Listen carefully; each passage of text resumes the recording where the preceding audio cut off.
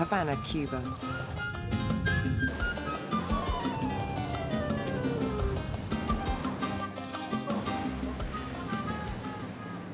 Three-month-old Jose Fernandez arrives at his local clinic for a vaccination. It's a procedure every Cuban child of his age must go through, and it's not an experience he enjoys.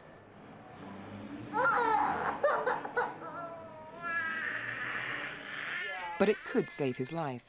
Jose is being vaccinated against meningitis B, one of the most deadly of all childhood diseases. And he's lucky.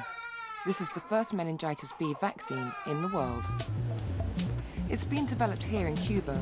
In almost any other country, it would not be available. And it may soon be Cuba's gift to the world. To have given this vaccine to the world makes us all very happy. There are children who are going to be saved from dying and others who will be spared serious damage, which would have lasted the rest of their lives. 8,000 kilometres away in London, Mark and Angela Upjohn know only too well the anguish that meningitis B can cause.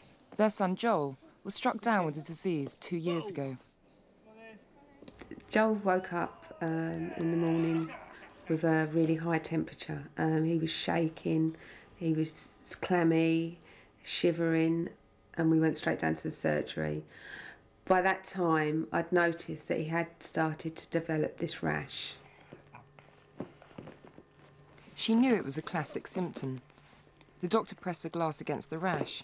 The rash was still visible, indicating meningitis. So as soon as I heard the word meningitis, I was like, I'm going to lose him, he's going to die. 1 minute a healthy boy, the next minute he was totally useless, unconscious, just helpless. I mean, it just struck so quickly. They were lucky. After 5 days unconscious, Joel pulled through, and he suffered no long-term effects. More than 60 children die in the UK each year from meningitis B. Many more are left brain damaged or handicapped, and the figures are rising sharply. Cuba's research into a meningitis B vaccine was prompted by a similar sharp rise in cases in the late 1970s. By the 1980s, cases of meningitis B had reached epidemic proportions on the island. It became one of the highest causes of death from infectious diseases amongst our children. Almost every day you'd hear news of another child dead or another child seriously ill. Conception Campo was appointed head of a 15-person team. Today she's president of a major research laboratory in Havana. She remembers well the strain of the early days. When I got home, my children used to say to me, "Have you been working with bad microorganisms?"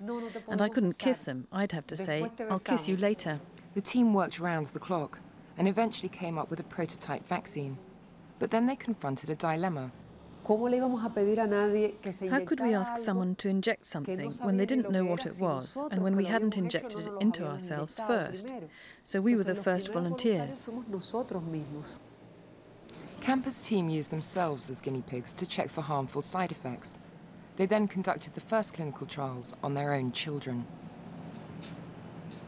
In 1989, they began mass trials on more than 100,000 young Cubans.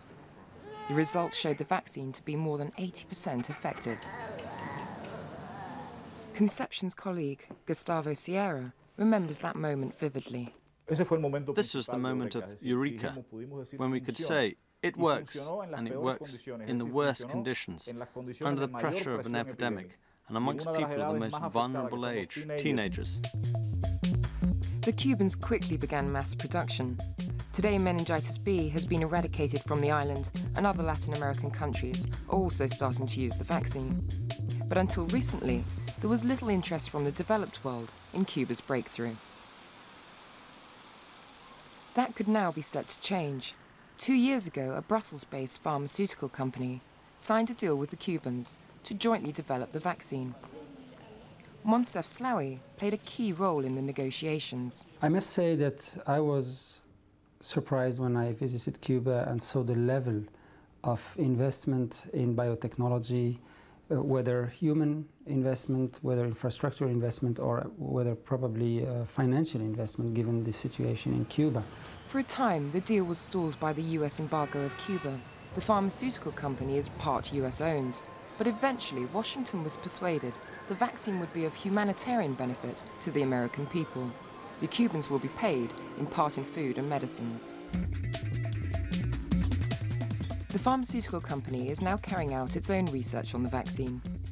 Cuba is an isolated island population. In Europe and North America, there is a greater variety of strains of meningitis B.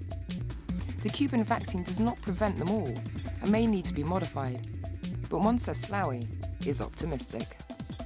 We think this vaccine will have a very significant impact worldwide. I am personally scientifically convinced that this technology harbors the way to make the better possible meningitis B vaccine. In Havana, Concepcion Camper is happy to see Cuban technology being used for the benefit of humanity.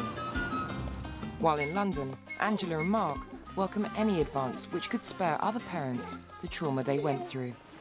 If there was a vaccine, we wouldn't have had to go through that. And hopefully one day, I mean, if this is a step forward for it, then it's worth looking into, because if it's helping people in Cuba, then it may be able to help some children in this country, if not all children. Trials are about to begin in Europe, and the Cuban vaccine may soon be available throughout the world.